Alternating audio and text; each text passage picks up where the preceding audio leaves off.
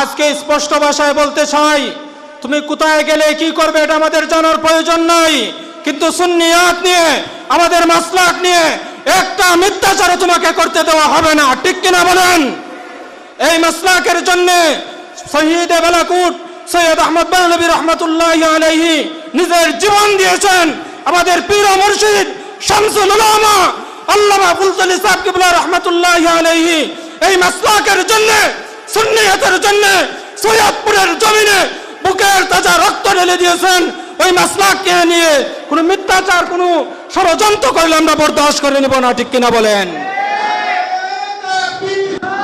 নবী করিম সাল্লাল্লাহু আলাইহি ওয়াসাল্লাম দ্বীন ইসলামের জন্য কত কষ্ট করেছেন, আমরা কি করেছি? আল্লাহর হাবিব এত কষ্ট করেছেন। আপনাদেরকে একটা হাদিস শোনাইয়া দিই। বাইরামান সহিহ ইবনে খুজাইমার হাদিস, হযরত তারেক রাদিয়াল্লাহু তাআলা আনহু বলেন,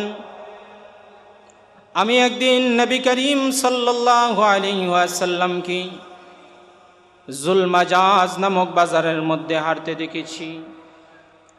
আল্লাহর হাবিব নবীজি আমার মুহাম্মদুর রাসূলুল্লাহ সাল্লাল্লাহু আলাইহি ওয়াসাল্লাম একটা চাদর গোতরের মধ্যে দিয়ে, চাদর দিয়ে দেহ মুবারক মুড়িয়ে আল্লাহর হাবিব জুলমাজাজ নামক বাজারের মধ্যে হাঁটতেছেন। আর আল্লাহর হাবিব মানুষদেরকে ডেকে ডেকে বলতেছেন, ইয়া আইয়ুহান নাস কুলু লা ইলাহা ইল্লাল্লাহ, ইয়া আইয়ুহান নাস কুলু লা ইলাহা ইল্লাল্লাহ। ওরে মানুষ, তোমরা বলো আল্লাহ ছাড়া আর কোনো মাবুদ নাই, এটার উপর তোমরা বিশ্বাস করো, তাহলেই তোমরা সফল কাম হয়ে যাবে। বলেন সুবহানাল্লাহ। হাদিসের রাবি বলেন, এইভাবে নবী করিম সাল্লাল্লাহু আলাইহি ওয়াসাল্লাম বাজারের মধ্যে হাঁটতেছেন আর মানুষকে দ্বীন ইসলামের দাওয়াত দিতেছেন। আমি দেখলাম আল্লাহর হাবিব নবী আমার মুহাম্মদুর রাসূলুল্লাহ সাল্লাল্লাহু আলাইহি ওয়াসাল্লামের পিছনে পিছনে আরেকজন মানুষ হাঁটতেছে। ওই মানুষটা বাজারের মানুষকে সম্বোধন করে বলতেছে, রে মানুষেরা, এই মানুষের কথা তোমরা বিশ্বাস করিও না, ওই মানুষটা মিথ্যাবাদী, মানুষটা পাগল। বলেন না নাউজুবিল্লাহ। হাদিসের রাবি বলেন, শুধু তাই নয়, আমি দেখলাম ওই মানুষটা আল্লাহর হাবিবের পিছনে পিছনে হাঁটতেছে আর পাথর দ্বারা আমার রাসূলের পবিত্র জিসিম মুবারকের মধ্যে আঘাত করতেছে। বলেন না নাউজুবিল্লাহ। পাথরের আঘাতে আমার রাসূলের জিসিম মুবারক পেটে রক্ত বেয়ে বেয়ে নিচের মধ্যে পড়তেছে। এই অবস্থায় আমার রাসূলুল্লাহ হাঁটতেছেন আর বলতেছেন, ইয়া আইয়ুহান নাস কুলু লা ইলাহা ইল্লাল্লাহ, এরে মানুষ, তোমরা বলো আল্লাহ ছাড়া আর কোনো মাবুদ নাই। সুবহানাল্লাহ। আমার রাসূলের শরীর মুবারক থেকে রক্ত জোরে জোরে নিচে পড়তেছে, তারপরেও রাসূলুল্লাহ বলতেছেন যে, হে মানুষ, তোমরা বলো আল্লাহ ছাড়া আর কোনো মাবুদ নাই। ভাইরা আমার,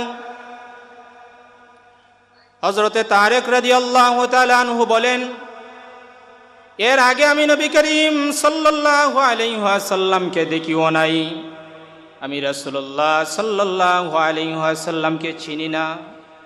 তখনও তিনি ইসলাম গ্রহণ করেন নাই।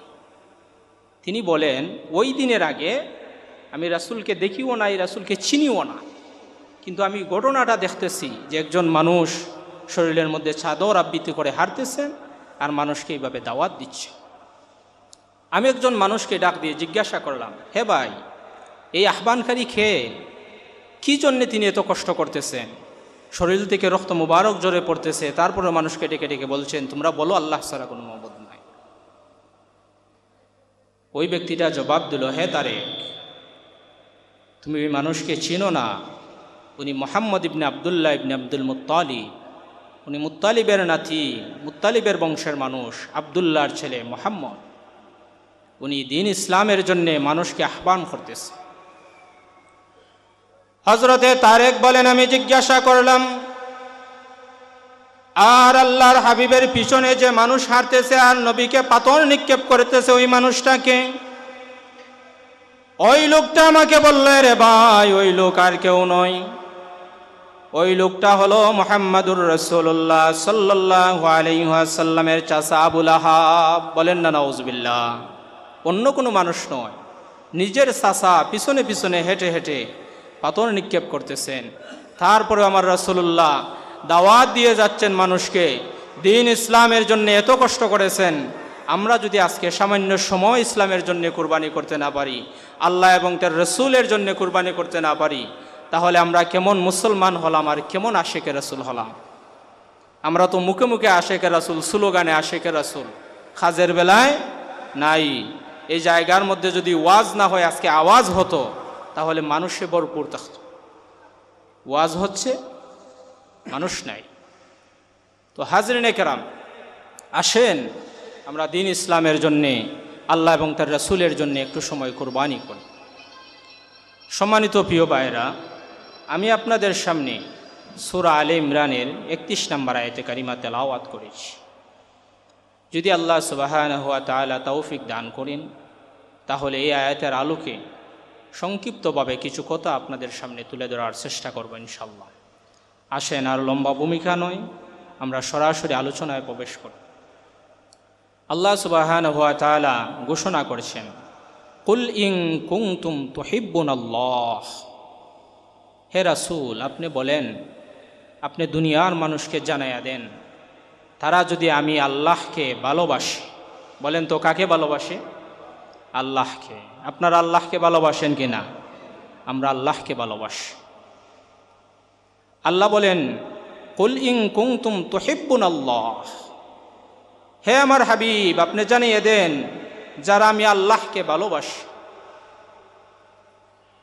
আমার হাবিব, দুনিয়ার মানুষকে আপনি বলে দেন, যারা এই দাবি করে যে আমরা আল্লাহকে ভালোবাসি, যারা আমি আল্লাহ রাব্বুল আলামিনকে ভালোবাসে, তাদেরকে আপনি জানাইয়া দেন, ফাত্তাবিউনি, তারা যেন আপনি রাসূলুল্লাহকে ভালোবাসে, আপনি রাসূলুল্লাহর অনুসরণ করে, আপনি রাসূলুল্লাহকে মহব্বত করে। বলেন না সুবহানাল্লাহ। যারা এই দাবি করে যে আল্লাহকে ভালোবাসে, আল্লাহ বলেন আপনি বলে দেন, তারা যেন আপনার অনুসরণ করে, আপনাকে মহব্বত করে। তাহলে আল্লাহকে ভালোবাসার প্রমাণ হলো, আলামত হলো আল্লাহর হাবিবকে ভালোবাসা। এখন যদি কোনো মানুষ আল্লাহকে ভালোবাসে, তার প্রিয় রাসূলকেও ভালোবাসে, তাহলে কি হবে? আল্লাহ বলেন, ইউহিব্বুকুমুল্লাহ। যারা আমি আল্লাহকে ভালোবাসার কথা বলে আর আপনি রাসূলুল্লাহকে পরিপূর্ণভাবে অনুসরণ করে, আপনাকেও ভালোবাসে, মহব্বত করে, ওই সকল মানুষদেরকে আমি আল্লাহ রাব্বুল আলামিন ভালোবাসি। বলেন না সুবহানাল্লাহ। আপনি রাসূলকে যারা ভালোবাসে, জানাইয়া দেন, ওই সকল মানুষকে আমি আল্লাহই ভালোবাসি। শুধু তাই নয়, আল্লাহ রাব্বুল আলামিন বলেন, ওয়ায়াগফির লাকুম যুনুবাকুম। আর ওই সকল মানুষের জিন্দেগির যত গুনাহ খাতা রয়েছে, সমস্ত গুনাহ খাতা আমি আল্লাহ রাব্বুল আলামিন দয়া করে ক্ষমা করে দিব। বলেন না সুবহানাল্লাহ। ওয়াল্লাহু গফুরুর রহিম। আর আল্লাহ রাব্বুল আলামিন বলেন, আমি আল্লাহ হলাম ক্ষমাশীল, আমি আল্লাহ হলাম দয়ালু। সুবহানাল্লাহ। এই হলো সরল অনুবাদ। যারা আল্লাহকে, তার হাবিবকে ভালোবাসবে, তাদেরকে আল্লাহ ভালোবাসবেন, তাদের সমস্ত গুনাহকে আল্লাহ ক্ষমা করে দিবেন। এবার বুঝেন তো, যদি আল্লাহ পাক আপনাকে ভালোবাসেন আর আপনার সমস্ত গুনাহ ক্ষমা করে দেন, রাসূলুল্লাহর কাছেও আপনি প্রিয় হয়ে যান, আপনার কি আর কোনো কিছুর প্রয়োজন আছে? কোনো কিছুর প্রয়োজন নাই, আপনি সফল। কারণ আল্লাহও আপনাকে ভালোবাসেন, রাসূলও আপনাকে ভালোবাসেন, আর আল্লাহ বলেন, ওই সকল মানুষের জিন্দিগির গুনাহও আমি ক্ষমা করে দিলাম, আপনি নিষ্পাপ হয়ে গেলেন। এর চাইতে আর কোনো সফলতা নাই। এখন যদি সফল হতে চান, তাহলে কথা হলো প্রথমে কাকে ভালোবাসতে হবে? রাসূলকে ভালোবাসতে হবে। রাসূলকে ভালোবাসলে আল্লাহ বলেন আমি তাদেরকে ভালোবাসবো। আর যারা শুধু বলে আমি আল্লাহকে ভালোবাসে, আপনি রাসূলকে ভালোবাসে না, তারা সফল হতে পারল না। আর নবী করিম সাল্লাল্লাহু আলাইহি সাল্লাম বললেন কিভাবে আল্লাহর হাবিবকে ভালোবাসতে হবে, এটা রাসূলুল্লাহ নিজেই বলে দিয়েছেন কিভাবে ভালোবাসতে হবে। বুখারী মুসলিম শরীফের হাদিস। قال رسول الله صلى الله عليه وسلم لا يؤمن أحدكم حتى أكون أحب إليه من والده وولده والناس أجمعين। আমার রাসূল বলেন তোমাদের মধ্যে ওই মানুষ ততক্ষণ পর্যন্ত মুমিন হতে পারবে না যতক্ষণ পর্যন্ত তার পিতামাতা, তার সন্তান সন্তানাদি, এমনকি সমস্ত মানুষের চাইতে আমি রাসূলুল্লাহকে বেশি ভালো না বাসবে, ততক্ষণ পর্যন্ত কোনো মানুষ মুমিন হতে পারবে না। বলেন না সুবহানাল্লাহ।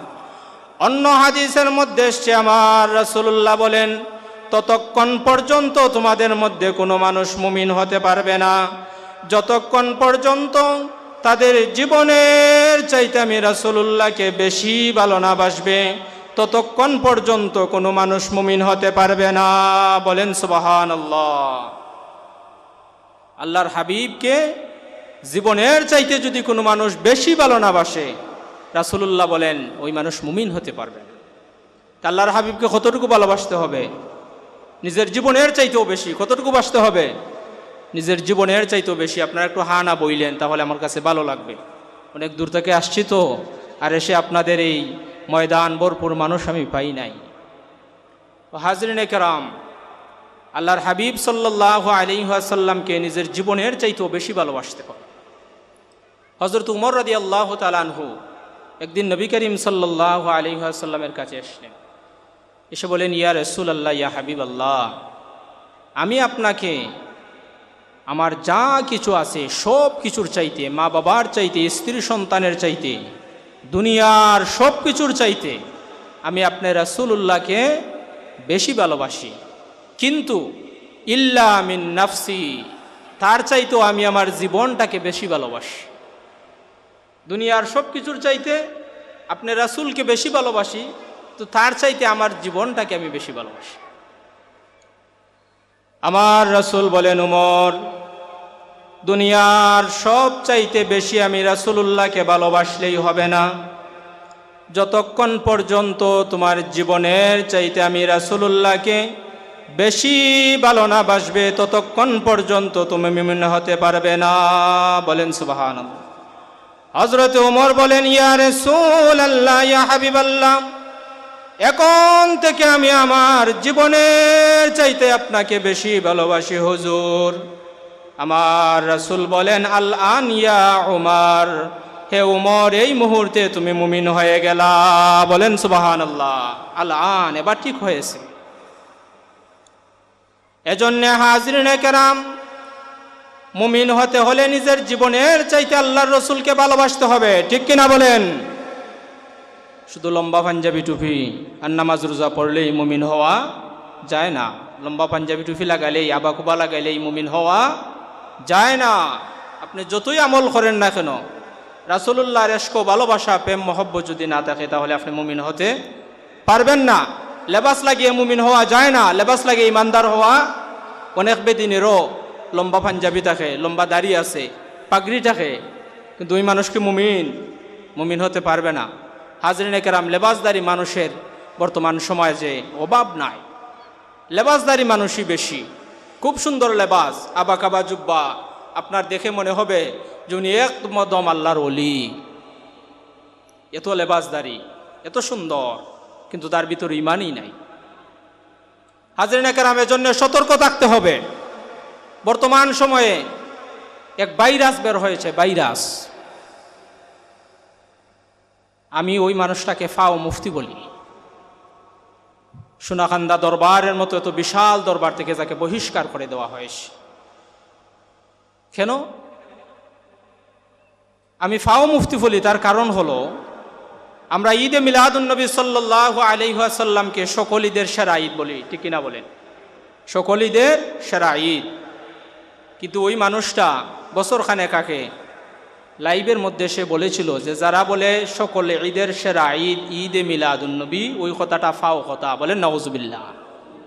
এজন্য আমি বলি এই মানুষটাই ফাও, খুব ভাবসাব নেয় বড় আলেম হওয়ার, যে আমি মস্ত বড় আলেম, আমার চাইতে বড় কোনো আলেম নাই, আমি হাজার হাজার বাহাস এই দেশের মধ্যে করেছি। কিন্তু সে বড় আলেম নয়। তার প্রমাণ হলো ওই ব্যক্তি নিজ মুখে স্বীকার করেছে যে 19টা বাহাস সে সাপার জুড়ে জিতেছে। কিসের জুড়ে? সাপা সাপা।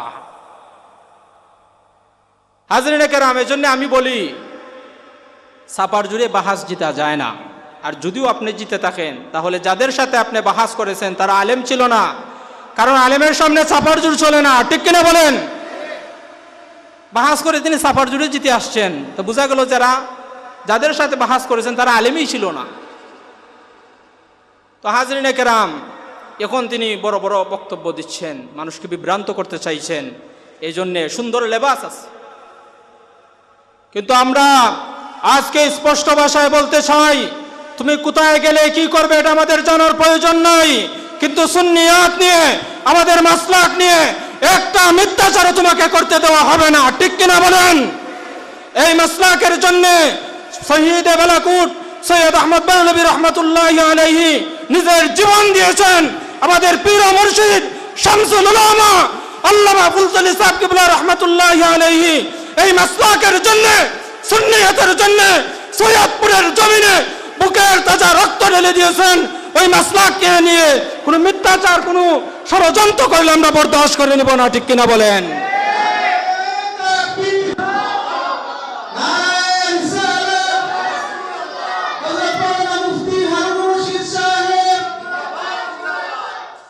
হাজরিনে কেরাম, এজন্য সবকিছু কি এত সহজ নাকি? আপনি যে কোনো জায়গায় যান, আমাদের কোনো বাধা নাই, কিন্তু আমাদেরকে নিয়ে মিথ্যাচার করবে না। সৈয়দ আহমদ শহীদ বেরলভী রহমতুল্লাহি আলাইহি, যিনি সুন্নিয়াতের জন্য, দ্বীন ইসলামের জন্য নিজের জীবন বিলীন করে দিয়েছেন, আপনি কি দিয়েছেন? আপনি হালুয়া রুটির জন্য আসছিলেন, হালুয়া রুটির জন্যে, যখন দেখলেন হালুয়া রুটি হয় না, আপনি ছেড়ে চলে গেছেন, চলে যান, বাধা নাই। কিন্তু আমাদের মাসলাক নিয়ে, আমাদের সিলসিলা নিয়ে আপনি মিথ্যাচার করবেন না, এটা আপনাকে করতে দেওয়া হবে না। আপনি বাহাস সাফার জুড়ে জিতেছেন, আপনি নিজেই বলেছেন, তো বোঝা গেল আমাদের সামনে সাফার জুড় চলবে না, ঠিক কিনা বলেন? সাফার জুড়ে আমাদের সামনে চলবে না। সাফার জুড়ে 19টা জয়লাভ করেছেন, আমাদের সামনে একটাও জয়লাভ আপনি করতে পারবেন না। বাড়াবাড়ি করার কোনো দরকার নাই, আমরা বাড়াবাড়িও করতে চাই না, সারাসারিও করতে চাই না, ঠিক কিনা বলেন? সারও আমরা দিতে চাই না, বাড়াবাড়িও করতে চাই না। তো হাজরিনে কেরাম, এজন্য বলতেছিলাম, লম্বা আবা, জুব্বা, পাঞ্জাবি, টুপি দেখেই আমরা যেন আশেক হয়ে না যাই। উনিও কত সুন্দর লেবাস পরে আসেন, বড় বড় বক্তৃতা দেন, কিন্তু দেখা গেল কি, সামান্য একটি পদপদবীর জন্যে, সামান্য একটু পদপদবীর জন্যে নিজেই বক্তব্য দিয়েছেন, সব কিছু আছে। উনি 24 লক্ষ টাকার প্রয়োজন ছিল, টাকা পান নাই, পদের প্রয়োজন ছিল, পদ পান নাই, চলে গেছেন। আর সুন্নিয়তের দরকার নাই, চলে যান, কিন্তু আমাদের মাসলাক নিয়ে আপনি মিথ্যাচার করবেন না। হাজরিনে কেরাম, আমরা বুঝতে পারলাম ইমানদার হওয়ার জন্য আল্লাহর হাবিবের ইশক মোহব্বত, প্রেম ভালোবাসা অন্তরে থাকতে হয়। যে মানুষের কাছে যত বেশি রাসূলুল্লাহর প্রেম ভালোবাসা মোহব্বত আছে, ওই মানুষ তত বেশি নবীর আশেক, ওই মানুষ ইমানদার মুমিন। এই যে আল্লাহর হাবিবের প্রেম ভালোবাসা মোহব্বত, কিভাবে আল্লাহর হাবিবকে আমরা মোহব্বত করব? সাহাবায়ে কেরাম কিভাবে নবী করিম সাল্লাল্লাহু আলাইহি ওয়াসাল্লামকে মোহব্বত করেছেন, ভালোবেসেছেন। আল্লাহর হাবিব সাল্লাল্লাহু আলাইহি ওয়াসাল্লামকে সাহাবায়ে কেরাম নিজের জীবনের চাইতে বেশি ভালোবেসেছেন। হাদিস শরীফের মধ্যে এসছে, উহুদ যুদ্ধ হয়েছিল। উহুদের যুদ্ধে নবী করিম সাল্লাল্লাহু আলাইহি ওয়াসাল্লাম কিছুটা আহত হয়ে গেলেন। কাফের মুশরিকরা প্রচার করতে লাগলো যে মুহাম্মাদুর রাসূলুল্লাহ ইন্তেকাল করেছেন, শহীদ হয়ে গেছেন, বলেন নাউজুবিল্লাহ। নবী করিম সাল্লাল্লাহু আলাইহি ওয়াসাল্লামের এক আশেকা মহিলা, উনি যখন শুনলেন আল্লাহর হাবিব সাল্লাল্লাহু আলাইহি সাল্লাম শহীদ হয়ে গেছেন। তখন উনি চটপট করতে লাগলেন, আর সহ্য হয় না। নবী করিম সাল্লাল্লাহু আলাইহি ওয়াসাল্লামকে দেখার জন্যে ঘর থেকে বের হয়েছে, উহুদের দিকে যাচ্ছেন। রাস্তার মধ্যে একটা কাফেলার সাথে দেখা হলো, যারা উহুদের ময়দান থেকে ফিরে আসতেছে। জিজ্ঞাসা করলো যে, মহিলা কোথায় যাও? মহিলাটি বলল, আমি উহুদ ময়দানে যাই। কাফেলার লোকেরা বলল, আরে মহিলা, উহুদ ময়দানে যাওয়ার তোমার কোনো প্রয়োজন নাই, কেননা আমরা নিজ চৌকে দেখে এসেছি উহুদ ময়দানে তোমার পিতা শাহাদাত বরণ করেছেন। বলেন আল্লাহু আকবার। পিতা শাহাদাত বরণ করেছে। মহিলাটি জবাব দিল, রে কাফেরার লোকেরা, আমার বাবার জন্য উহুদ ময়দানে আমি ছুটি নাই, বাবার খবর আমি জানতে চাই না, বলো আমার রাসূলুল্লাহ কেমন আছেন? বলেন না সুবহানাল্লাহ। বাবা শহীদ হয়েছেন, তিনি বলেন বাবার খবর জানতে চাই না, আমার নবী কেমন আছেন সেটা বল। ধারণা করেন যে কি পরিমাণ ইশক মুহাব্বত, রাসূলুল্লাহর প্রেম ছিল অন্তরে। আমার বায়না, মহিলাটির সামনের দিকে অগ্রসর হতে লাগলো। কিছু দূর যাওয়ার পরে আরেকটা কাফেলার সাথে দেখা হয়ে গেল। কাফেলার লোকেরা জিজ্ঞাসা করে, রে মহিলা কোথায় যাও? মহিলাটি বলল, উহুদ ময়দানে যাই। তারা বলল, উহুদ ময়দানে গিয়ে তোমার কোনো লাভ নাই, কোনো ফায়দা নাই, কেননা আমরা নিজ চৌকে দেখে এসেছি উহুদের ময়দানে তোমার স্বামীও শাহাদাত বরণ করেছেন। বলেন আল্লাহু আকবার। পিতাও শহীদ, স্বামীও শহীদ হয়ে গেছে। মহিলাটি বললে, কাফেলার লোকেরা, আমার স্বামীর খোঁজ নেওয়ার জন্য উহুদ ময়দানের দিকে আমি ছুটি নাই, বলো আমার রাসূলুল্লাহ কেমন আছেন? বলেন না সুবহানাল্লাহ। স্বামীর খবর নেওয়ার জন্য আসি নাই, স্বামীর খবর আমাকে কি জন্য দাও, বলো আমার রাসূলুল্লাহ কেমন আছে। মহিলাটির সামনের দিকে অগ্রসর হতে লাগলেন। কিছু দূর যাওয়ার পরে আরেকটা কাফেলার সাথে দেখা হলো, যারা উহুদ ময়দান থেকে আসতেছে।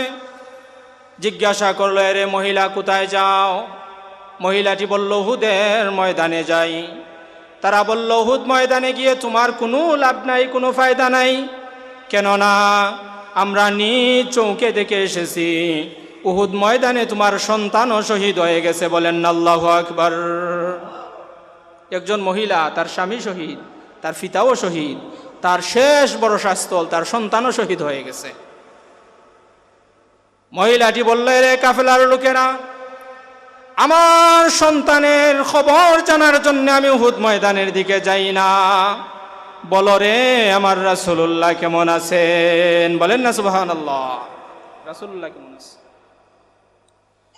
আমার বায়না, মহিলাটি দৌড়াইয়া উহুদ ময়দান পর্যন্ত পৌঁছে গেল। উহুদ ময়দানে গিয়ে দেখে নবী করিম সাল্লাল্লাহু আলাইহি ওয়াসাল্লাম উহুদ ময়দানের মধ্যে বসে আছেন। আল্লাহর হাবিবের পবিত্র জিসিম মোবারক থেকে রক্ত ঝরতেছে। মহিলাটি বলল, ইয়া রাসূলুল্লাহ, ইয়া হাবিবাল্লাহ, যখন শুনলাম আপনি শাহাদাত বরণ করেছেন, আর এক মুহূর্ত করে থাকতে পারলাম না। উহুদের দিকে ছুটলাম, পথে শুনলাম আমার পিতা শাহাদাত বরণ করেছেন, তারপরে শুনলাম আমার স্বামী শাহাদাত বরণ করেছেন, তারপরে শুনলাম আমার সন্তানও শাহাদাত বরণ করেছেন। দুঃখ ভরা, কষ্ট ভরা হৃদয় নিয়ে উহুদ ময়দানে আসলাম। ইয়া রাসূলুল্লাহ, কুল্লু মুসিবাতিন বাদাকা সাগীরা। ইয়া রাসূলুল্লাহ, হুজুর, আমার সমস্ত দুঃখ কষ্ট মুসিবত সব কিছু দূর হয়ে গেছে, আপনি রাসূলুল্লাহ বেঁচে আছেন, আমার আর কিছু লাগবে না। বলেন না সুবহানাল্লাহ। আওয়াজ করে বলেন সুবহানাল্লাহ। আমি তোমার প্রেমের ভিখারি ইয়া রাসূলুল্লাহ, আমি তোমার প্রেমের ভিখারি, আমি তোমার প্রেমের ভিখারি ইয়া রাসূলুল্লাহ, আমি তোমার প্রেমের ভিখারি ইয়া রাসূলুল্লাহ, ইয়া হাবিবাল্লাহ, আমি তোমার প্রেমের ভিখারি। তোমারি প্রেমের গো রাসূল নাই যে তুলনা, নাই যে তুলনা গো রাসূল নাই যে তুলনা। তোমার প্রেমে জিন্দা হলো উস্তুনে হান্নানা ইয়া রাসূলুল্লাহ, আমি তোমার প্রেমের ভিখারি, আমি তোমার প্রেমের ভিখারি ইয়া রাসূলুল্লাহ, আমি তোমার প্রেমের ভিখারি ইয়া রাসূলুল্লাহ, ইয়া হাবিবাল্লাহ, আমি তোমার প্রেমের ভিখারি। আল্লাহুম্মা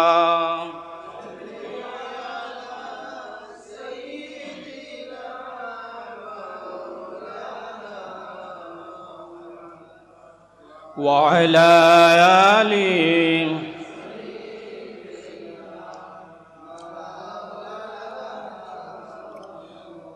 ডানা যদি তাকত মোদের, ওরে যাইতাম মদিনা,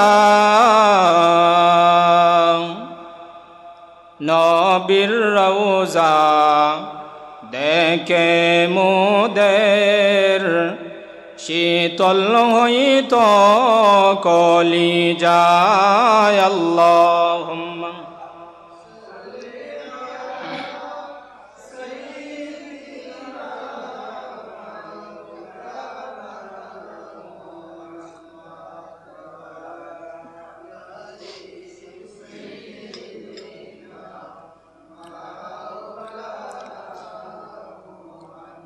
প্রিয় হাজরিনে কেরাম,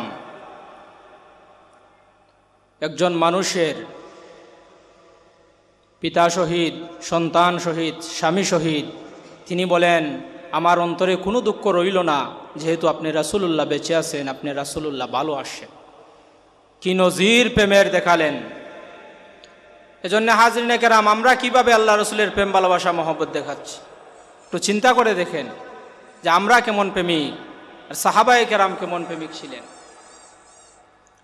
হাজরিনে কেরাম, শুধু তাই নয়,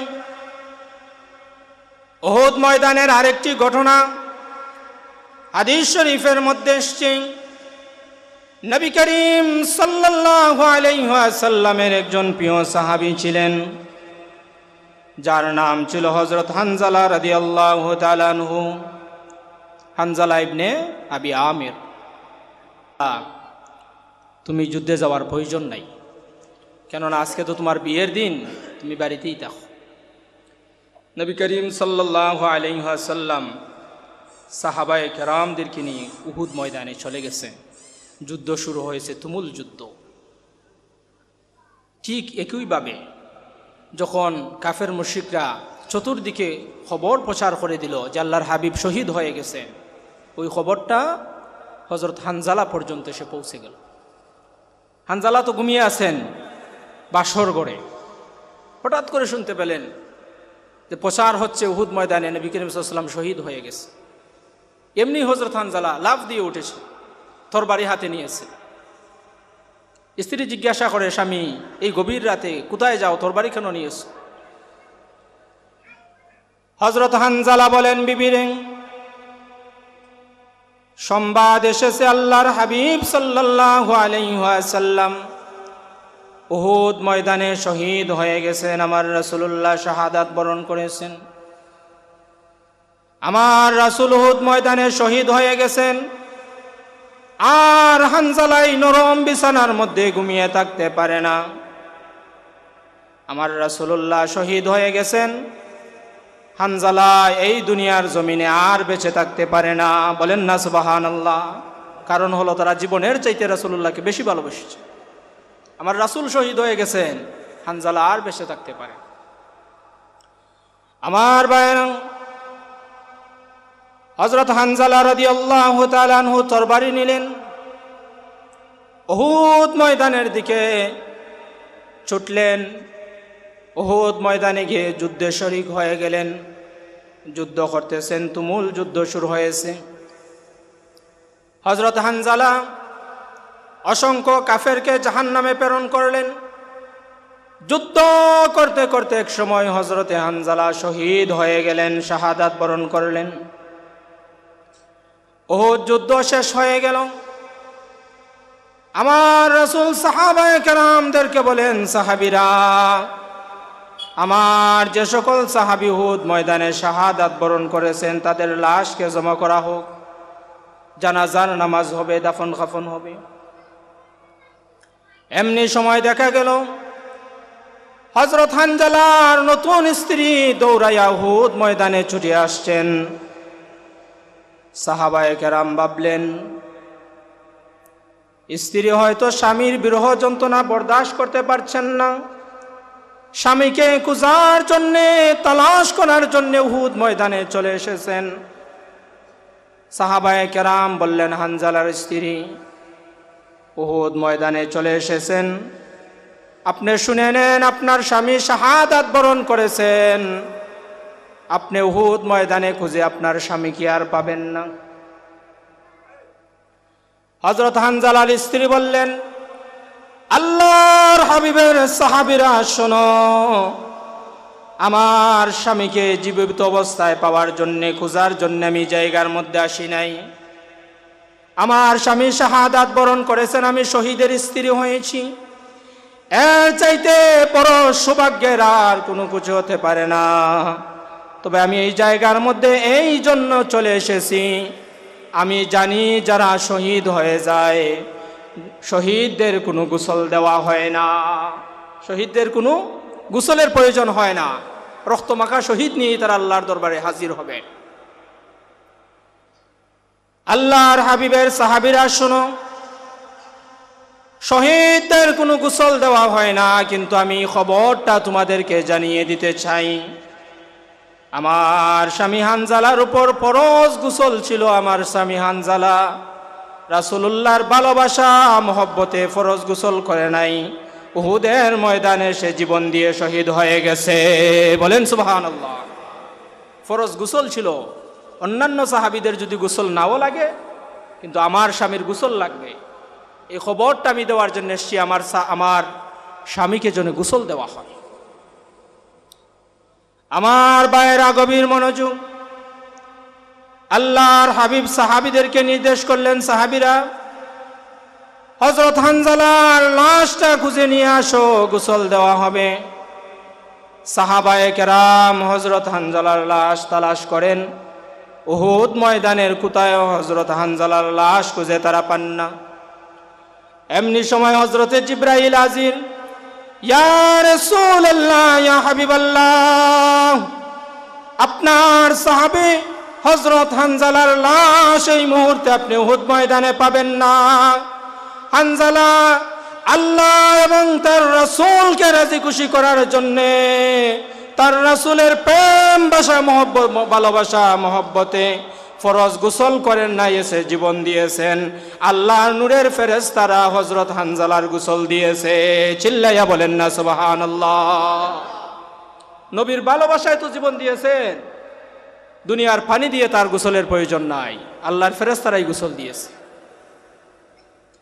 হাদিসের রাবি বলেন, উহুদ ময়দানে যখন আমরা হযরতে হানজালার লাশ মোবারক খুঁজে পেলাম, আমরা দেখলাম তখন হযরতে হানজালার পবিত্র জিসিম মুবারক থেকে জান্নাতের পানি টপ টপ করে ঝরে পড়তেছে। বলেন না সুবহানাল্লাহ।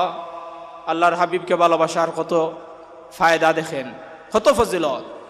জীবন দিয়েছেন, গোসল ফেরেশতারা দিয়েছে, দুনিয়ার জমিনে গোসল দিতে হয়নি।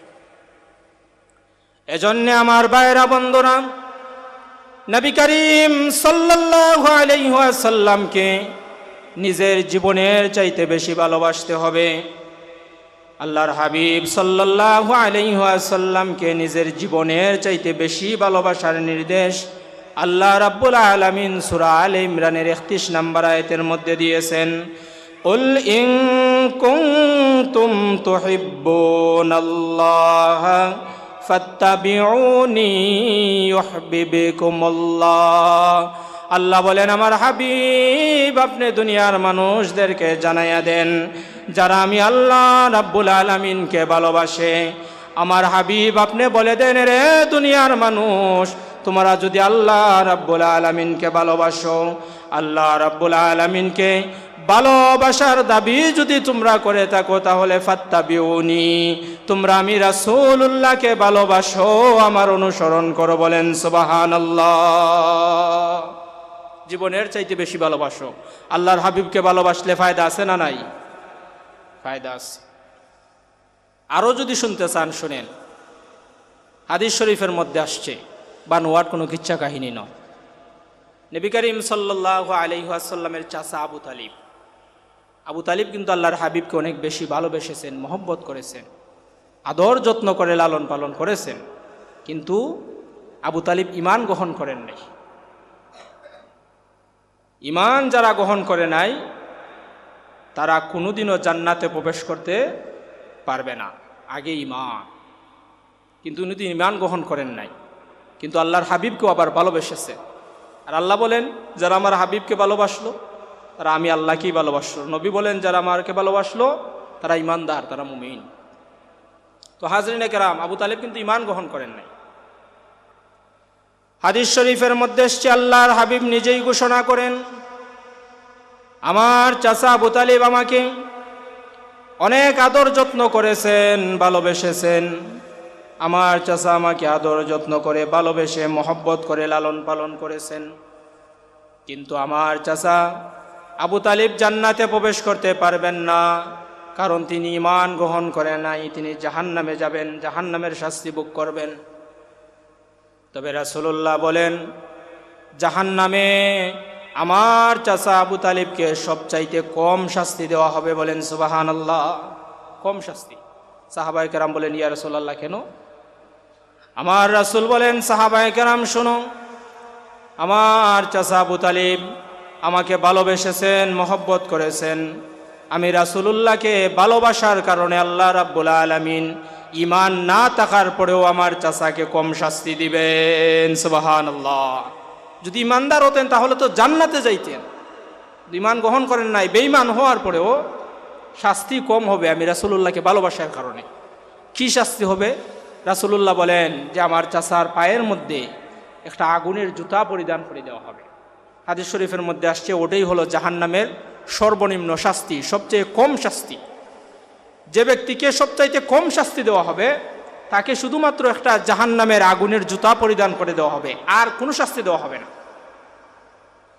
আমার ভাইয়েরা, কিন্তু আল্লাহর হাবিব বলেন, ওই জুতার আগুনের এত তাপ থাকবে, এত উত্তাপ হবে, জাহান্নামের ওই আগুনের জুতার তাপে আমার চাচার মাথার মগজগুলা আগুনের মধ্যে পানি গরম করলে পানি যেমন ফুটন্ত পানি টকবক করে, ওইভাবে আমার চাচার মাথার মগজটা টকবক করবে।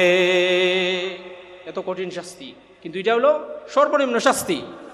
কিন্তু যে মানুষকে ওই শাস্তি দেওয়া হবে, সে মনে করবে যে জাহান্নামের সবচেয়ে বড় শাস্তি মনে হয় আমাকে দেওয়া হচ্ছে, কিন্তু তাকে ওই ছোট শাস্তিটা দেওয়া হচ্ছে।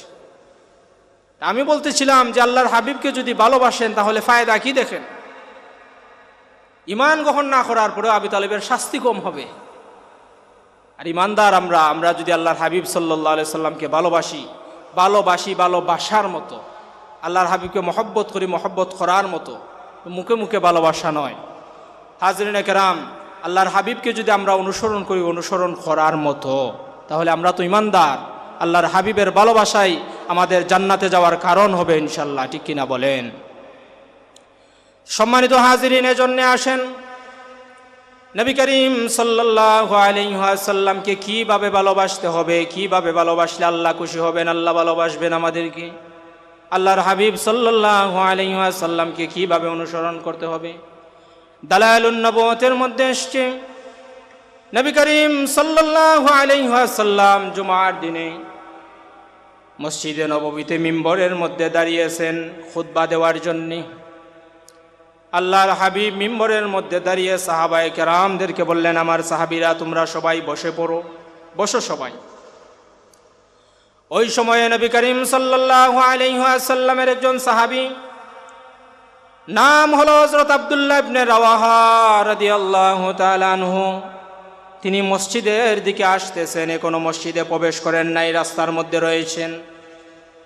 আল্লাহর হাবিব যখন মিম্বরে দাঁড়িয়ে বললেন, আমার সাহাবীরা তোমরা বসো, আল্লাহর হাবিবের আওয়াজ শোনার সাথে সাথে আব্দুল্লাহ ইবনে রাওয়াহা ওই জায়গার মধ্যেই বসে পড়েছেন। সুবহানাল্লাহ বলেন। মসজিদও আর আসেন নাই, মসজিদেও আসতেছিলেন, যখন শুনলেন আল্লাহ রাসূল বলছেন সাহাবায়ে কেরাম তোমরা বসো, উনি ওই জায়গার মধ্যেই রাস্তার মধ্যেই মসজিদের সামনে বসে পড়ছে।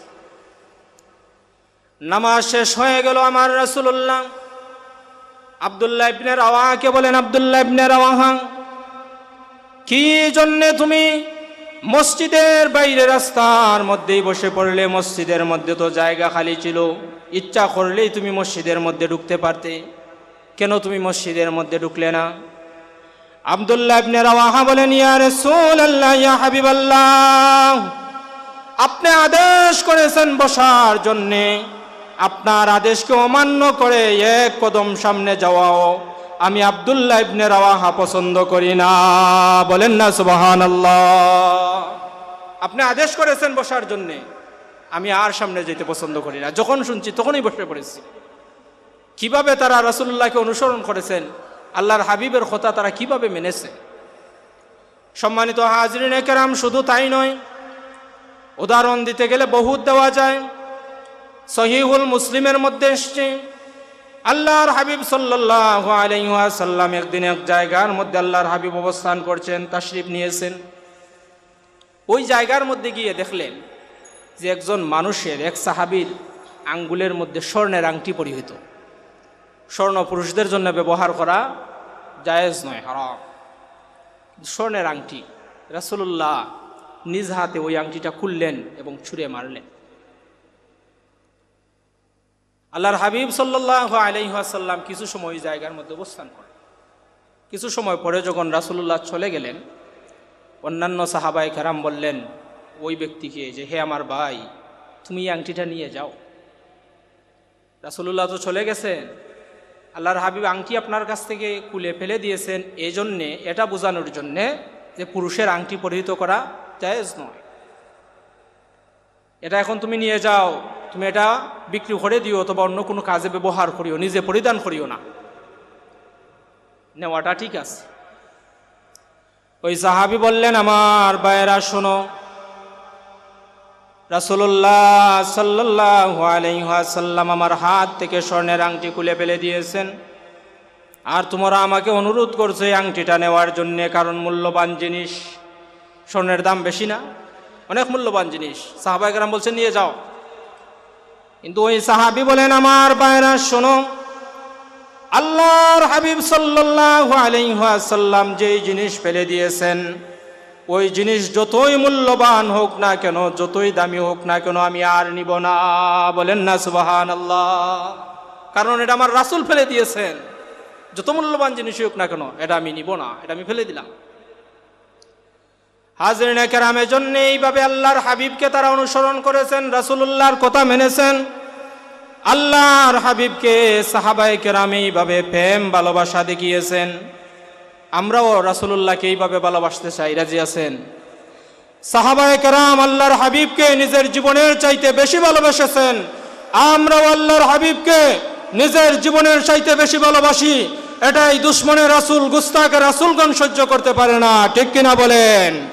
এজন্য বিভিন্ন সময় তারা আমাদের বিরুদ্ধে অপপ্রচার চালায়। তো হাজরিনে কেরাম, কোনো অপপ্রচারে আমরা কান দিতে চাই না। সাহাবায়ে কেরাম যেভাবে আমার রাসূলকে ভালোবেসেছেন, আমরা ওইভাবেই আল্লাহর হাবিবকে ভালোবাসতেছি। কিভাবে ভালোবেসেছেন হাজরিনে কেরাম, আপনারা জানেন মুসলমানদের প্রথম কিবলা ছিল বাইতুল মুকাদ্দাস। বাইতুল মুকাদ্দাস ছিল মুসলমানদের প্রথম কিবলা। নবী করিম সাল্লাল্লাহু আলাইহি ওয়াসাল্লাম ইসলামের প্রাথমিক যুগে কিছুদিন সাহাবায়ে কেরামদেরকে নিয়ে বাইতুল মুকাদ্দাসের দিকে ফিরে নামাজ আদায় করেছেন। এটা মুসলমানদের কিবলা, যেটার কথা কুরআনুল কারীমের মধ্যে আসছে। সূরা বনী ইসরাঈলে আল্লাহ পাক মসজিদুল আকসার কথা উল্লেখ করেছেন যে নবী করিম সাল্লাল্লাহু আলাইহি সাল্লাম মেরাজ করেছেন।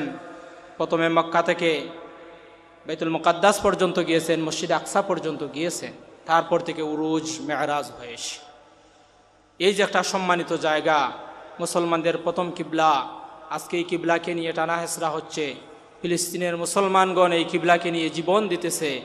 আমরা এই জায়গার মধ্যে অনেক আরামে আছি, আজকে ওয়াজ মাহফিলও আমরা আসতে রাজি নাই, কিন্তু তারা ইসলামের জন্যে জীবন দিতেছেন। তো হাজরিনে কেরাম, এই যে বাইতুল মুকাদ্দাসের জন্যে ফিলিস্তিনের মুসলমানরা আজ জীবন দিতেছেন, বাইতুল মুকাদ্দাস কি শুধু ফিলিস্তিনের মুসলমানের না আমাদেরও? জুড়ে বলেন, বাইতুল মুকাদ্দাস আমাদের কিনা?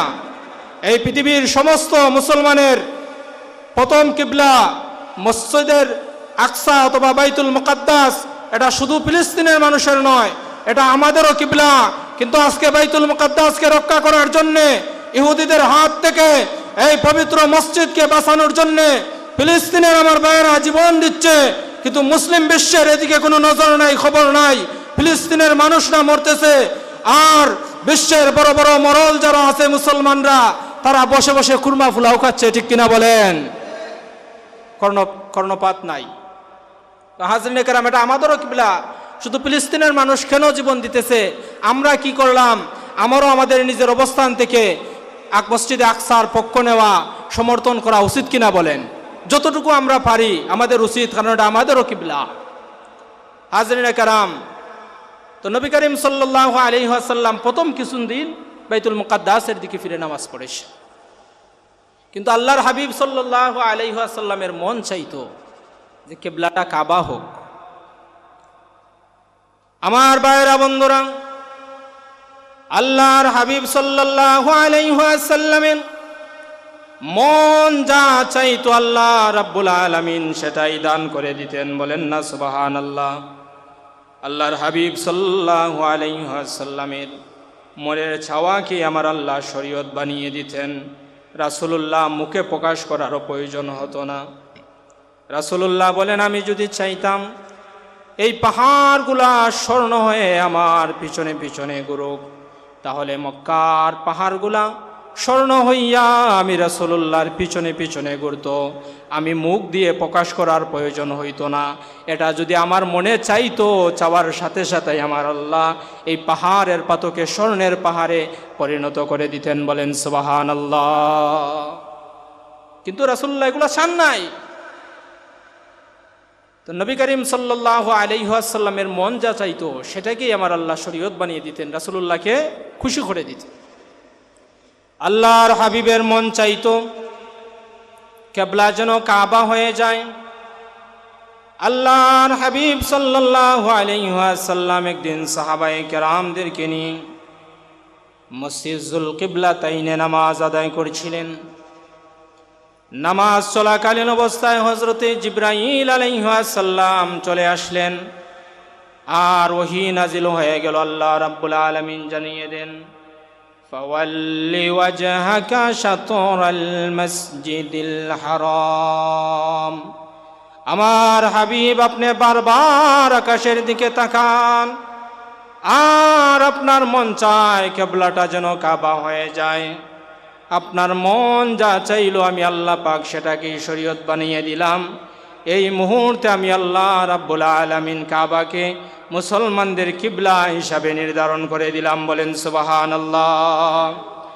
ওহী নাজিল হওয়ার সাথে সাথেই আল্লাহর হাবিব সাল্লাল্লাহু আলাইহি ওয়াসাল্লাম নামাজের মধ্যে মসজিদে আকসা থেকে বাইতুল্লাহর দিকে ঘুরে গেছেন, সঙ্গে সঙ্গে পিছনের সমস্ত সাহাবীরাও ঘুরে গেছেন। বলেন সুবহানাল্লাহ। আর প্রশ্ন করেন নাই, তারাও ঘুরে গেছেন। রাসূলুল্লাহকে এমনভাবে তারা অনুসরণ করেছে। এজন্য হাজরিনে কেরাম, আল্লাহর হাবিবকে আমাদের ওইভাবে অনুসরণ করতে হবে। অনুসরণ যদি করতে পারেন, আল্লাহ বলেন আমি তাদেরকে ভালোবাসব। যারা আমার রাসূলকে অনুসরণ করবে, ভালোবাসবে, আমি কি করব? আমি তাদেরকে ভালোবাসব। আল্লাহর ভালোবাসা আমরা চাই কি চাই না? বলে আল্লাহর ভালোবাসার দরকার আছে না? অবশ্যই আল্লাহর ভালোবাসার দরকার আছে। আল্লাহর ভালোবাসা যদি পেতে চান কি করতে হবে? রাসূলুল্লাহকে ভালোবাসতে হবে। ভালোবাসেন না সাহাবায়ে কেরাম যেভাবে ভালোবাসতেন, শুধু তো সাহাবায়ে কেরাম বাসেন নাই, পশু পাখিরাও রাসূলুল্লাহকে ভালোবেসেছে। ভালোবাসছে কিনা বলেন? গাছপালা আমার রাসূলকে ভালোবেসেছে। এজন্য কবি বলেন, সাআতিশ শাজারু নাতাকাল হাজারু শাক্কাল কামারু বিইশারাতিহি। কবি বলেন, গাছ লম্বা হয়ে আমার রাসূলকে ছায়া দিত, পাথর আমার রাসূলের সাথে কথা বলতো, আর আমার রাসূলের শাহাদাত আঙ্গুলের ইশারায় আসমানের চাঁদ দুই টুকরা হইয়া যাইতো। বলেন সুবহানাল্লাহ। হয় নাই? কিভাবে তারা রাসূলুল্লাহকে ভালোবেসেছে? আল্লাহর হাবিবের ইশারায় আসমানের চাঁদ দুই টুকরা হয়েছে, আসমানের চন্দ্র আল্লাহর হাবিবের আঙ্গুলের ইশারায় দৌড়াদৌড়ি করেছে। বলেন না সুবহানাল্লাহ। কিভাবে তারা রাসূলুল্লাহর ভালোবাসা, প্রেম, মহব্বত দেখিয়েছে। নবী করিম সাল্লাল্লাহু আলাইহি সাল্লামের চাচা হযরত আব্বাস রাদিয়াল্লাহু তাআলা আনহু একদিন আল্লাহর হাবিবকে বলেন, ইয়া রাসূলুল্লাহ, ইয়া হাবিবাল্লাহ, আমি একটা জিনিস আপনার কাছ থেকে জানতে চাই। রাসূলুল্লাহ বলেন, চাচা কি জানতে চান আপনি বলেন। আব্বাস রাদিয়াল্লাহু তাআলা আনহু বলেন যে, তুমি যখন ছোট ছিলা, তুমি যখন দুলনায় ছিলা, তখন আমি লক্ষ্য করে দেখেছি, তুমি যখন তোমার আঙ্গুল দ্বারা ইশারা করতা, তখন আসমানের ছাদ তোমার আঙ্গুলের সাথে ইশারায় দৌড়াদৌড়ি করতো। বলেন সুবহানাল্লাহ। আঙ্গুলের ইশারায় ছাদ দৌড়াদৌড়ি করতো। এই জিনিসটা আমি বুঝতে চাই, এটা কি না হলো, কেন হলো, কিভাবে হলো? আল্লাহর হাবিব সাল্লাল্লাহু আলাইহি সাল্লাম বলেন, চাচা, আমি দুনিয়ার জমিনে জন্মগ্রহণ করেছি, আমি দুনিয়ার জমিনে আসার আগেই আমার বাবা ইন্তেকাল করেছে। বাবার আদর যত্ন মহব্বত আমি পাই নাই, আমি এতিম হয়ে এই দুনিয়ার জমিনে এসেছি। যাদের বাবা থাকে তারা সন্তানকে খুব মহব্বত করে, আদর যত্ন করে, ভালোবাসে। তারা খেলাধুলা করার জন্য ফুল নিয়ে আসে, কোনো জিনিস নিয়ে আসে। যেমন আমরা যদি ছোটো বাচ্চারে ঘুম পড়িয়ে রাখি, অনেক সময় একটা ফুল উপরে দিয়ে রাখি না, যাতে সে এটা দেখে আনন্দ পায়, তার ভালো লাগে। তো রাসূলুল্লাহ বলেন যে, আমার তো পিতা ছিল না, আমার জন্য এগুলা কি কে করবে? এজন্য আমার আল্লাহ আমাকে এত ভালোবাসেন, আমি যেন কষ্ট না পাই, আমি যেন দুঃখ না পাই, আমার যেন মন খারাপ না হয়। এজন্য আমার আল্লাহ আসমানের চাঁদটাকে আমার খেলনা বানিয়ে দিয়েছিলেন। আমি যখন আকাশের দিকে তাকাতাম তখন কোনো ফুল দেখতে পাইতাম না, কিন্তু আকাশের ছাদ আমি দেখতে পাইতাম। আর আমার আঙ্গুল যখন নাড়াতাম, আমার আঙ্গুলের ইশারায় চাঁদটা দৌড়াদৌড়ি করে আমাকে আনন্দ দিত। বলেন না সুবহানাল্লাহ। ছাদে আমার রাসূলের কথা শুনেছে, সূর্য আমার রাসূলের কথা শুনেছে, হাজরিনে কেরাম পশু পাখি আমার রাসূলের কথা শুনেছে। এক কাফের নবী করিম সাল্লাল্লাহু আলাইহি সাল্লামের কাছে এসে বলল, মুহাম্মদুর রাসূলুল্লাহ, তুমি তো নিজেকে নবী দাবি করো, তাহলে তুমি এমন একটা জিনিস আমাকে করে দেখাও যেটা দেখলে আমি বুঝতে পারবো যে তুমি সত্যিকার অর্থেই নবী। রাসূলুল্লাহ বলেন, তুমি কি দেখতে চাও? তখন ওই কাফের মনে মনে ভাবলো যে এমন একটা জিনিস বলবো যেটা কোনোভাবেই সম্ভব নয়। তো সে আশপাশের মধ্যে কোনো কিছুই পায় না, তাকাইতে তাকাইতে হঠাৎ করে বলে যে, এই যে দূরে একটা গাছ দেখো, ওই গাছটাকে তুমি বলো তোমার সামনে আসার জন্য এবং তোমার পরিচয় দেওয়ার জন্যে, তুমি যে রাসূল এটা সাক্ষী দেওয়ার জন্যে। বলেন তো গাছ কি হাঁটাহাঁটি করে? আপনারা দেখছেন গাছ হাঁটতে? গাছে তো হাঁটাহাঁটি করে না। কিন্তু সে যেটা সম্ভব নয় ওইটাই করতে চাইলো, যাতে রাসূলুল্লাহ পারেন না আর সে বলে যে তুমি নবী নয়। কিন্তু আমার রাসূলকে আল্লাহ পাক এই ধরনের ক্ষমতা দিয়েছিলেন, মুআজিজা দিয়েছিলেন। আল্লাহর হাবিব সাল্লাল্লাহু আলাইহি ওয়াসাল্লামের নির্দেশে গাছ কথা বলেছে, গাছ হেঁটেছে। বলেন সুবহানাল্লাহ। আল্লাহর হাবিব বলেন যে এই গাছ যদি এই জায়গার মধ্যে আসে আর আমার পরিচয় দেয়, তুমি কি মুসলমান হবে, ঈমান গ্রহণ করবে? সে বলল, অবশ্যই ঈমান গ্রহণ করবে। আল্লাহ রাসূল বলেন যে, হে গাছ, তুমি আমার সামনে চলে আসো। ওই কাফেরটা লক্ষ্য করে দেখলো যে আল্লাহর রাসূল ডাক দেওয়ার সাথে সাথে এই গাছটা দূর থেকে সে লাফাইয়া লাফাইয়া আল্লাহর হাবিবের সামনে সে হাজির হয়ে গেছে। বলেন সুবহানাল্লাহ। জিজ্ঞাসা করলেন, গাছ বলো তো আমি কে? গাছ বলল, ইয়া রাসূলুল্লাহ, ইয়া হাবিবাল্লাহ, আপনি সর্বশেষ নবী, নবীকুল সম্রাট হযরত মুহাম্মদ সাল্লাল্লাহু আলাইহি ওয়াসাল্লাম। কাফেরটা আশ্চর্য হয়ে গেল, যেটা কোনো মানুষের দ্বারা করা সম্ভব নয়, অবশ্যই তিনি আল্লাহর রাসূল, কলেমা পড়ে মুসলমান হয়ে গেছে, বলেন না সুবহানাল্লাহ। গাছ আমার রাসূলকে ভালোবেসেছে, আমার রাসূলের কথা শুনেছে, এটা তো জীবিত গাছের ঘটনা। মৃত গাছও রাসূলুল্লাহর কথা শুনেছে। আমার রাসূলুল্লাহর প্রেম ভালোবাসা মহব্বত মৃত গাছও দেখিয়েছে। উস্তুনে হান্নানা নাম বলা হয় একটা খেজুর গাছের একটা কাঠ, একটা টুকরা, যেই টুকরার মধ্যে নবী করিম সাল্লাল্লাহু আলাইহি সাল্লাম হেলান দিয়ে জুমার খুতবা দিতেন। যেমন এখন আপনাদের ইমাম সাহেব মিম্বরে দাঁড়িয়ে দেন, কিন্তু তখন মিম্বর তৈরি হয় নাই, এটা খাটের পাশে দাঁড়িয়ে আল্লাহ রসুল হেলান দিয়ে খুতবা দিতেন। যখন মিম্বর হয়ে গেল, মিম্বর যখন আসলো, তখন নবী করিম সাল্লাল্লাহু আলাইহি ওয়াসাল্লাম জুমার খুতবা দেওয়ার জন্য মিম্বরের মধ্যে দাঁড়ালেন, খুতবা শুরু করেছেন। হঠাৎ করে শুনেন কান্না শোনা যায়। সাহাবায়ে কেরাম অবাক হয়ে গেলেন, আশ্চর্য হয়ে গেলেন, কে কান্নাকাটি করে? কোনো মানুষ নয়, সব সাহাবী নীরব নিস্তব্ধ। সাহাবায়ে কেরাম আশ্চর্য হয়ে গেলেন যে আমরা কেউ তো কান্নাকাটি করি না, কান্নার আওয়াজ কোথায় থেকে আসে? আল্লাহর হাবিব সাল্লাল্লাহু আলাইহি ওয়াসাল্লাম তাকিয়ে দেখেন কেউ কান্নাকাটি করে না, কান্নাকাটি করতেছে একটা গাছের টুকরা, খাট, মোরা খাট, বলেন না সুবহানাল্লাহ। সাহাবায়ে কেরাম বলেন, ইয়া রাসূলুল্লাহ, ইয়া হাবিবাল্লাহ, এই খেজুর গাছের টুকরা একটা কাঠ, তার তো জীবন নাই, প্রাণ নাই। আমরা আশ্চর্য হয়ে গেলাম, এই গাছের কাঠের টুকরা কিভাবে কান্নাকাটি করতেছে, মানুষের মতো চিৎকার দিয়ে কান্নাকাটি করছে। আল্লাহর হাবিব সাল্লাল্লাহু আলাইহি ওয়াসাল্লাম বলেন, সাহাবায়ে কেরাম শোনো, এই মৃত গাছের টুকরা, এই কাঠটা দুনিয়ার কোনো কিছুর জন্যে কান্নাকাটি করে না, আমি রাসূলুল্লাহর প্রেম মহব্বতে কান্নাকাটি করতেছে, বলেন সুবহানাল্লাহ। আমার বিরহে কান্নাকাটি করতেছে, আজ থেকে তো আমি তাকে হেলান দিয়ে তার পাশে দাঁড়িয়ে আর খুতবা দিব না। আল্লাহর হাবিব উস্তুনে হান্নানাকে বললেন, এরে উস্তুনে হান্নানা, তোমার কান্না বন্ধ করো, আমি রাসূলুল্লাহ দোয়া করে যাব, আল্লাহ রাব্বুল আলামিন তোমাকে একটা জীবিত খেজুর গাছ বানাইয়া দুনিয়ার জমিনে রাখবেন। শুধু রাখবেন না, কিয়ামত পর্যন্ত তোমার হায়াতকে আমার আল্লাহ লম্বা করে দিবেন। তোমার মধ্যে সুস্বাদু খেজুর আসবে, এত খেজুর আসবে, এত খেজুর আসবে, কিয়ামত পর্যন্ত আমার উম্মতরা তোমার খেজুর খাইবে, তোমাকে আদর যত্ন করবে, মায়া করবে। তোমার কান্না বন্ধ করে দাও, বলেন সুবহানাল্লাহ। উস্তুনে হান্নানা কান্না বন্ধ করে না। আমার রাসূল বলেন, উস্তুনে হান্নানা কান্না বন্ধ করে দাও। এই প্রস্তাব যদি তোমার পছন্দ না হয়, তাহলে তোমাকে আর একটা প্রস্তাব দেই। এরে উস্তুনে হান্নানা, আমি আল্লাহ রাব্বুল আলামিনের কাছে দোয়া করে দিব, আল্লাহ রাব্বুল আলামিন জান্নাতে তোমাকে একটা গাছ বানাইয়া আমি রাসূলের পাশে রেখে দিবেন, বলেন সুবহানাল্লাহ। সাথে সাথে উস্তুনে হান্নানার কান্না বন্ধ হয়ে গেছে।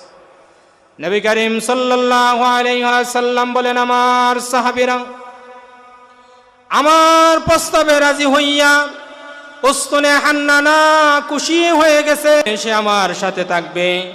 যদি সে তার কান্নাকাটি বন্ধ না করতো, আমি যদি প্রস্তাব না দিতাম, তাহলে আমার বিরহ যন্ত্রণায়, আমার প্রেম ভালোবাসা মহব্বতে উস্তুনে হান্নানা একদিন নয়, দুই দিন নয়, কিয়ামত পর্যন্ত এই জায়গার মধ্যে কান্নাকাটি করতো, বলেন না সুবহানাল্লাহ। কিয়ামত পর্যন্ত কান্নাকাটি করতো, আর তোমরা শুনতে পাইতে। কিন্তু আমার এই প্রস্তাবে সে খুশি হয়ে গেছে যে আমি রাসূলুল্লাহর সাথে জান্নাতে থাকবো। বুঝেন আল্লাহ রসুলের প্রেম ভালোবাসায় কি হয়? একটা মৃত খাট, সেও আল্লাহ রসুলকে ভালোবাসার কারণে জান্নাতের মধ্যে থাকবে।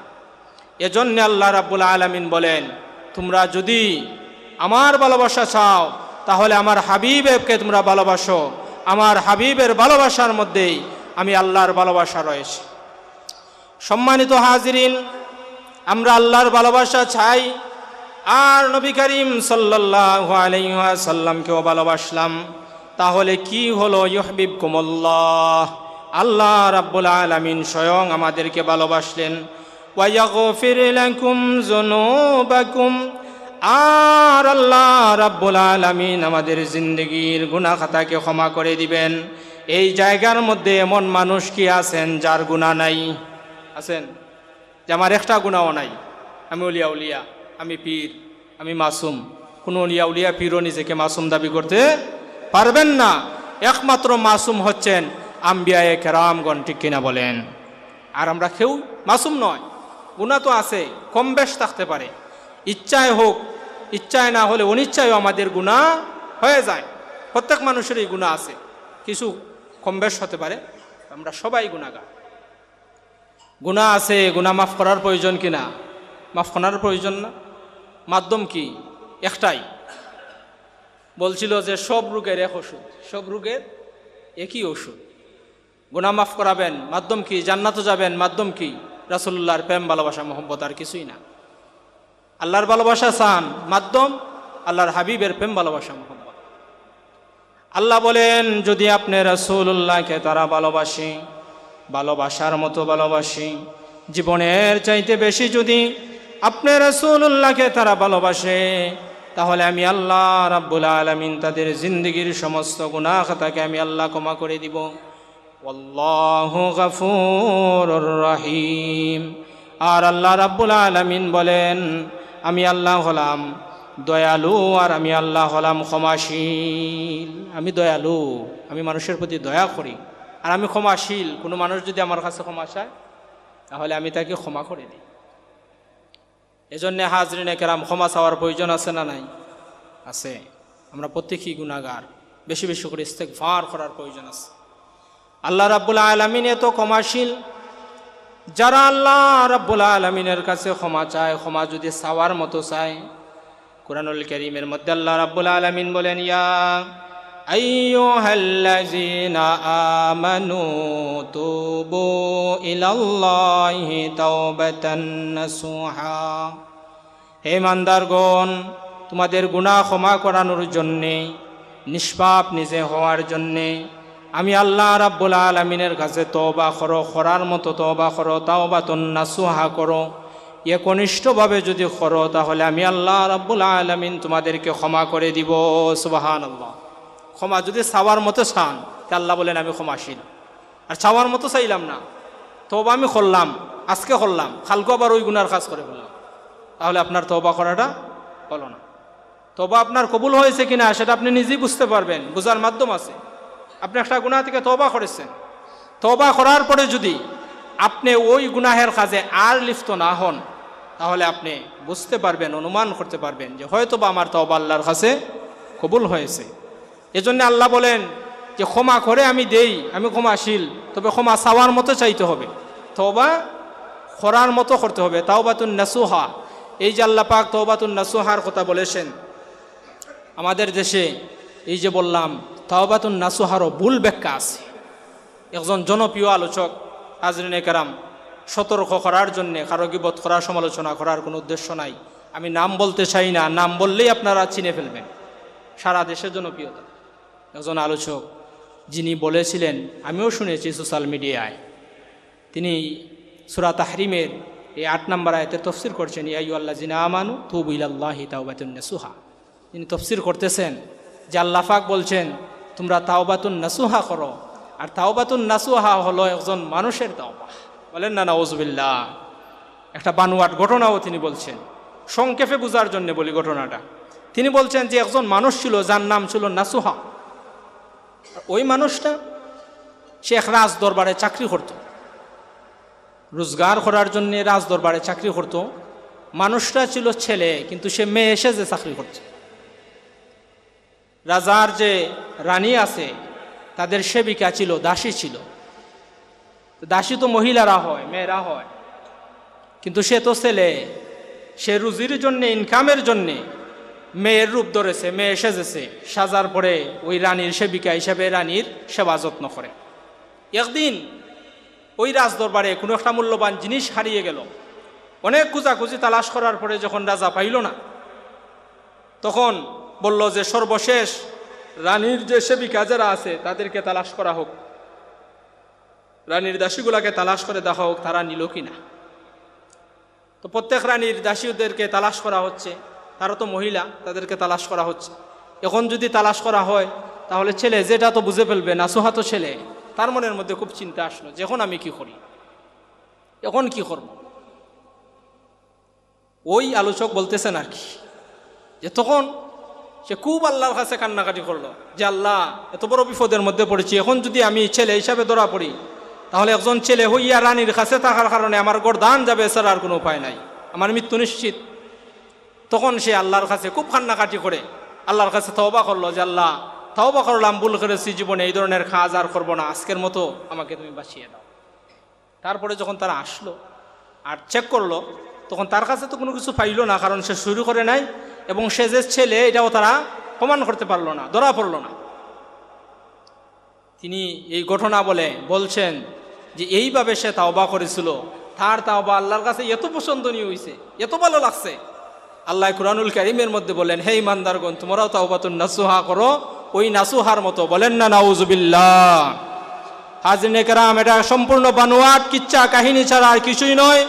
এবং এই নাসুহার সাথে, নাসুহা নামের কোনো মানুষ যদি থেকেও থাকে, তার সাথে কুরআনুল কারীমের এই আয়াতের কোনো সম্পর্ক নাই। তাফসীরের মধ্যে আসছে যে নাসুহা মানে একনিষ্ঠ খালিস নিয়তে আল্লাহর কাছে তাওবা করা, কোনো মানুষের তাওবা নয়। খালিস নিয়তে আল্লাহর কাছে তাওবা করেন। আল্লাহ বলেন, আমি তাওবা কবুলকারী, আমি তোমাদের তাওবা অবশ্যই কবুল করব যদি তোমরা তাওবা করার মতো করো। হাজরিনে কেরামের জন্য আল্লাহর রাসূল সাল্লাল্লাহু আলাইহি ওয়াসাল্লামের প্রেম ভালোবাসার মাধ্যমে আপনি নিজের জীবনের গুনাহ ক্ষমা করাইতে পারবেন।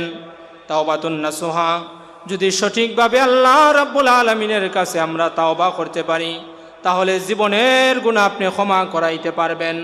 আর যদি আপনার জীবনের গুনাহ ক্ষমা হয়ে যায়, আল্লাহ রাব্বুল আলামিনও আপনাকে ভালোবাসেন। যার জীবনের গুনাহ ক্ষমা হয়ে যায় তাকে আল্লাহ পাক ভালোবাসেন কিনা বলেন, বাসেন কিনা?